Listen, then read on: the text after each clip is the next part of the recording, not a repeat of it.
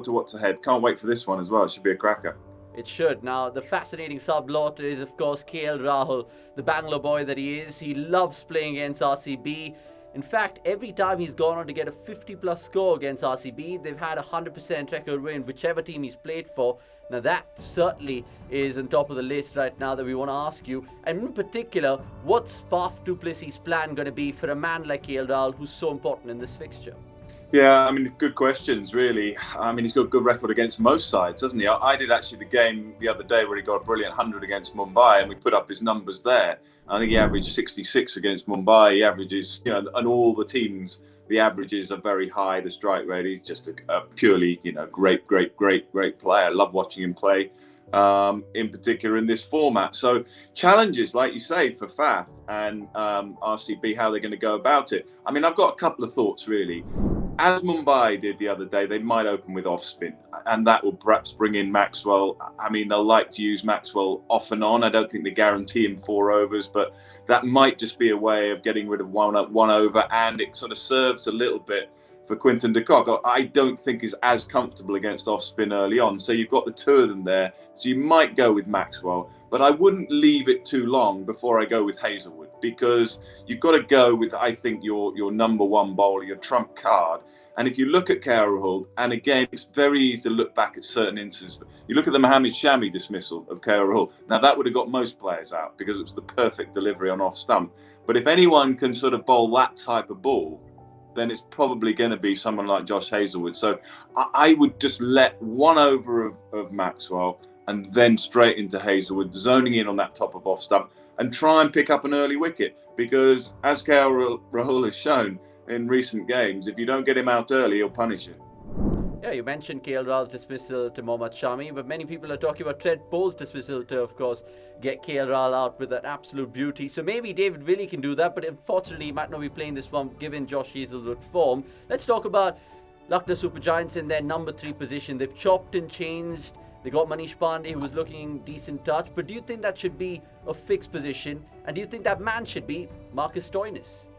No, I don't think Stoinis should be I say number 3. If the top 2 bat 10 overs, and they quite possibly do that because they're such high class, then I would probably go Stoinis at 3. But if you're losing sort of regular wickets and lose a wicket or 2 in the power play, and then things tick over from there, I personally would look to leave Stoinis to sort of overs 12, 13, and then perhaps use him more as the finisher. So I wouldn't go with him at 3 unless, as I say, the top 2 got going. I would stick with Manish Pandey. I thought he got 38, I think, the other day. It has been a bit of a problem for them, Lucknow Super Giants, trying to find that sort of top 3 or number 3 position, number 4 position. They've tried a good number of players in that position, and they've just sort of swapped and changed regularly throughout the early phase of the tournament. I think now's the time for them to stick with Manish Pandey. I think he's a good player. I don't, clearly not got the runs that he'd like in recent times. But I think, I interviewed him actually after the game or during the innings, and you just felt that he'd grown in confidence actually from, albeit 38. But when you're out of touch a little bit and you're not scoring runs, 38 sometimes seems quite a nice little platform for you to build on and take forward. So I would stick with Manish Pandey at number 3. They've got a pretty strong middle order anyway. Hooda, I'm a big fan of Deepak Hooda and Badoni, of course, and then you've got the Stoinis and you've got Holder. So they've got plenty of resources there. I'd stick with Pandey. Okay, Pandey, it is for you. Now, Lucknow Super Giants have got, 4 wins out of their last 5, so they're actually tottering on nicely if you look at it, but there's still some questions to be answered, one of which is, of course, Jason Holder and his role. Now, he's exceptional in the middle and the death, but in the power play, he's not been bagging those rewards. Do you think they could retinker with that strategy?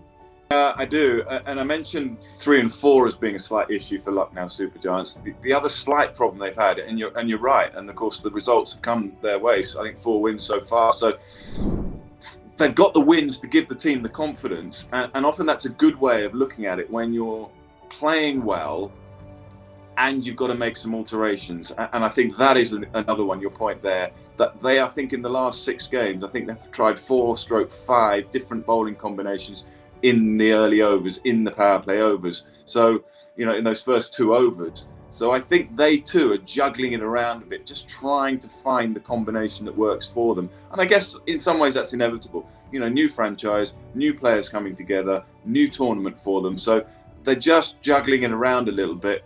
I'm a big fan of Jason Holder now all round. I think he's a terrific cricketer. I mean, I've watched his development over the last few years, and I think in particular, I would save him for the death. I would save at least 2 for the last sort of 4 or 5 overs, because what I like about Jason Holder, he holds his nerve. I think he wants to bowl those overs. I think he wants to say to the captain, give me the ball, I'll finish the game off for you. So when you've got a bowler who wants to do that, let him do it. I think that's one of his strengths. And I think in between, they might just give him an over or 2 at the top. But I wouldn't be fussed about that. I'd use him in the middle and the end. Middle and the end. Now, one man who can support him in that act is, of course, Avesh Khan, and he has fantastic numbers. In fact, among pacers, only Natarajan has taken more wickets, and even if you look at his record in all 3 phases this season, it actually speaks a lot of him. What makes him so special, Nick, especially in this Indian pantheon of fast bowlers that we keep unearthing? Where does Avesh Khan sit for you? How does it what's his USP, so to speak? Well, he's right up there this year, and I've followed him in the last couple of years, in particular in this tournament. And the one thing I've noticed, actually, in fact, there's 2 things that I've noticed particularly this year, and I probably should have noticed this last year. One of them, he's quite a tall guy. I mean, I was wandering around out on the ground, and actually you look at these guys, he's quite a tall guy. So therefore, he's going to get a little bit more bounce now in the surfaces that we're seeing, because there's a bit of grass on, and there's a little bit of carry. And with that extra height that he's delivering from, he's just getting a little bit of carry, which is nice. That's helping him with the newer ball. And I think the other thing I've noticed from last year and the year before, he's got a little quicker. He's definitely, for me, got a little quicker. He's definitely hurrying the batters a little bit more. So I think there are 2 things that I would point out about him. And I think when you're bowling at the death and those last few overs, what's really impressed me is, and it's a bit the same with Harshal actually, it's almost like he's bowling the ball the batter doesn't want. And I think that's a great skill. You can't teach that so much. That's not something you can learn in the net. I think that's something up here. You're kind of aware of what the batters are doing. You're aware of what your field is. It's kind of a game awareness. And I think he's at times, not all the time, but at times outthinking the batters at the other end in those crucial last few overs. So I think it's a combination really of a bit extra pace, nice height with the new ball, and just a very thoughtful bowler at the end of the innings. I'm a big fan. And of course, he's exploiting the conditions to the best, because it could be dry pitches when we go on to the month of May. So Avesh Khan, hopefully it's onwards and upwards from his perspective and his team. Let's talk about the other team taking on LSG in this one, because it's RCB. It's almost RCB TK, given the fact that Dinesh Karthik has been flourishing and how. But I want to ask you about the chink in the armour right now, and that's the top 3. I know Faf got that blistering 80 odd against Punjab, but apart from that, there's nothing to show. Virat Kohli, of course, all eyes will be on him.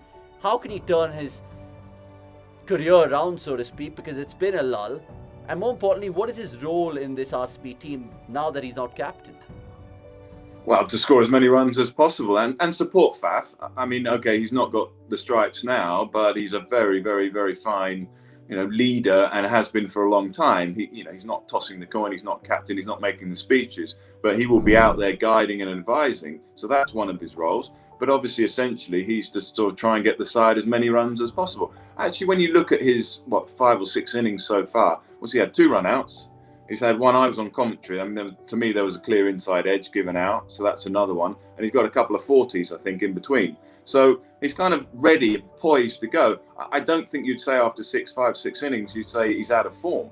I certainly wouldn't see that when I see him play. So that's why I say I think he's poised for a big innings. What I love about Kohli when he comes in is the tempo of the game often changes. And it's been to his downfall a little bit. We talk about the run-outs, but when he comes in, the energy around him, he's looking for 1s, he's looking for 2s. Everyone's on their toes. The game sort of tempo changes a little bit. And I think once he just gets set and gets that big score, he'll be flying. But at the moment, it's been a little frustrating. I think that's the right word, frustrating, with the dismissals he's had, because I actually think he looks in good touch. The 240s I saw him play, he looks in good touch. So I just think a little bit of patience, and I think he's going to fly in the back end of the tournament. Is that the same case with Anuj Rath and Faf du Plessis? I know, of course, they've got some good starts going, but maybe towards the back end, their luck will change, the law of averages and all of that lot? Well, before I came on, actually, I've been doing a bit of research and studying the Aramco Orange Cap and looking at who the leading run scorers are, which is very fluid and changing. But actually, the top 10 current leading run scorers in the competition, 5 of them are opening combinations. 5 of them are opening batters, and 5 bat down the order. And to me, that kind of tells its story of the first 3 weeks or so, nearly 4 weeks, because it's not been straightforward. You know, there has been grass on the pitch. We have got top quality bowlers running in with a new ball, and there has been a slip in place quite a lot of the time. So bowlers have had things a little bit not in their favour, but they've got something to work with. So it's not been quite so straightforward for the top 2, for the top 3. And I think when you're right, we're picking that out with RCB, but you're probably picking that out with quite a number of the sides as well. And that's my point about the orange cap, that there is an opportunity, if you're batting at 4, 5, 6 now, there is an opportunity for you to get up the order a little bit. We saw it with David Miller last night. There is an opportunity for you to play the bigger innings because those wickets are falling a little bit more consistently in the top 2 or 3 than perhaps they will do in a couple of weeks' time when the grass dries out a little bit and the surfaces change a little bit, get a little drier, more for spin. Then you're focused more on Faf and Rawat, etc. I'm a big fan of Rawat. On the show last time, I talked him up. He hasn't really kicked on since then. But again, I'm going to hold my fingers crossed here because I think he's a player who can kick on. And I'll join you in that boat of keeping the fingers crossed from an RCB fan view. But look, let's quickly finish about this matchup, so to speak, between Glenn Maxwell and Ravi Bishnoi. Maxwell has the best numbers more than anybody since IPL 2021 against spin. Do you think that the big show can tackle this big problem? Yeah, the one thing I like about Maxwell now playing spin, I mean, I've seen him playing over a number of years, last year in particular, and carrying it on to this year. He plays spin slightly differently now.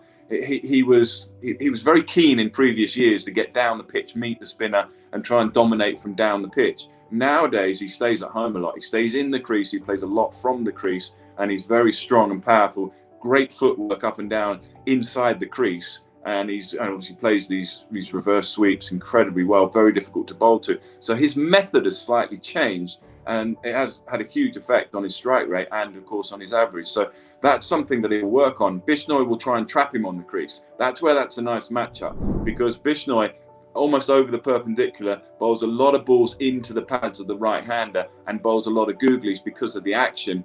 And if you look at how Jadeja bowls, I don't want to go on too far out of the Bishnoi issue, but if you look at Jadeja bowling at Maxwell, he has a terrific record, Jadeja against Maxwell, because he bowls stump to stump and varies his pace. And he got him out doing exactly the same the other day. So Bishnoi, I think, should bowl exactly like that. He should bowl at the stumps with the googly and just vary his pace a little bit and see if he can trap Maxwell on the crease, because I think Maxwell will try and play him from the crease generally. So yeah, you're right. That's going to be a fascinating matchup. Yeah, it's going to be intriguing, especially if RCB in the run chase and the pressure kind of mounts to Maxwell again to come up with something brilliant. Right, let's just finish up this match preview by asking you your predictions. But before that, it's Mr. Milestone. Take it away, Nick, with your question for today.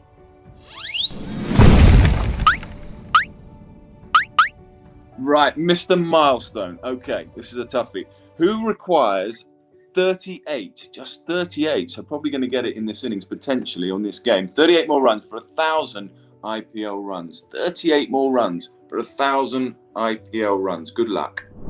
Yeah, good luck, because you guys will need it. It's a tricky one, like Nick said, but if you guys stand a chance, win it, you stand a chance to win a goodie bag. So let us know in the comments below. The first person in the comments box will definitely get a guaranteed goodie bag. Predictions then, LSG or RCB, because these 2 points are going to be precious, and it might just make them run away from the rest of the pack, you feel? Yeah, my gut feel, when I make predictions, it's just a gut feel, because you see the teams in front of you, you see the form, you see they've won 4 games each, you see how they've been winning, and you just see the matchups.